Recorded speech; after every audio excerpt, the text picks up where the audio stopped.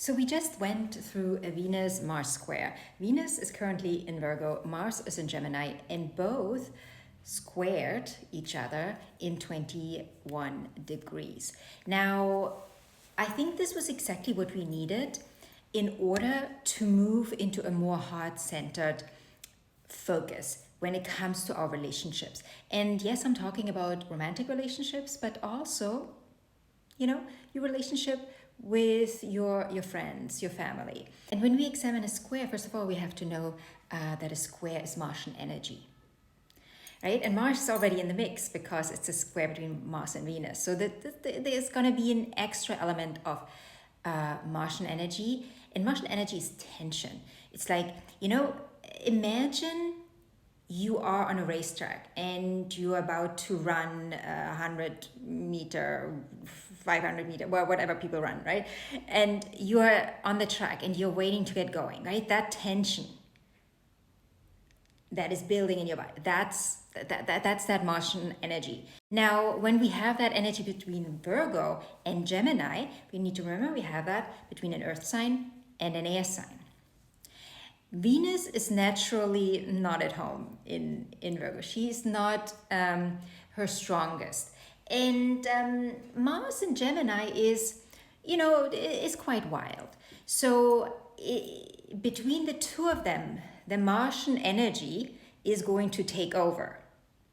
And I think many of us, in some shape or form, might have felt extreme tension in their body. And for some of you, it might have expressed through relationships, right? It was certainly the case for me. But it can also express through like work stuff, right? In your work, the way you work. It can also express in how you feel in your body, right? You might have felt really heavy. You might have felt like you've just run a marathon, right? That kind of feeling.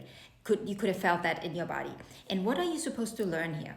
Right? But what are you supposed to learn? Well, first of all, what we learned through a square is patience, right? Patience, understanding that life runs its course.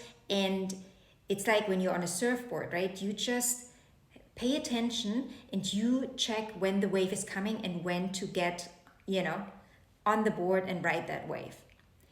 And sometimes you need a lot of patience to find that right flow. But often we don't have that patience, right? We are like, I want it now. I want to know now. I want to talk now. I want to have that conversation now. I want to go now, right? It's that now that Mars is like now. Mars wants to just storm in. But what Mars has to learn is that patience is going to be your best friend. You have the patience and then you storm. You know when to storm. That's why Mars is exalted in Capricorn. Because in Capricorn, Mars is going from the soldier to the general, because the general knows exactly when to move, right? So again, we are supposed to learn patience. So where in your life do you need to learn to be more patient with yourself, with the other, with your work, with your body's healing process, yada, yada, yada.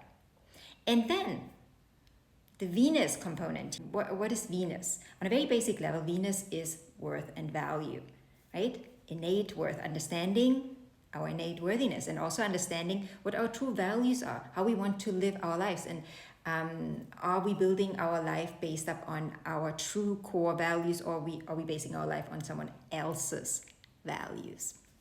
That might have also been a topic for you in relationships. Are you just trying to please the other, right? Venus is a bit of a pleaser, also particularly in Virgo, even though she can be quite scrutinizing here, and she can also try to be the perfectionist and overanalyze everything.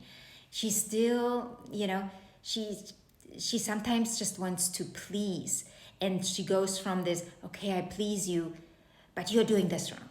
And it's going to get really tense for everyone involved.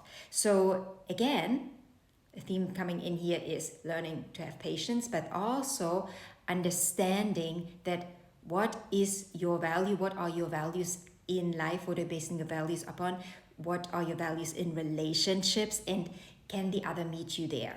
And if not, what are you doing about it?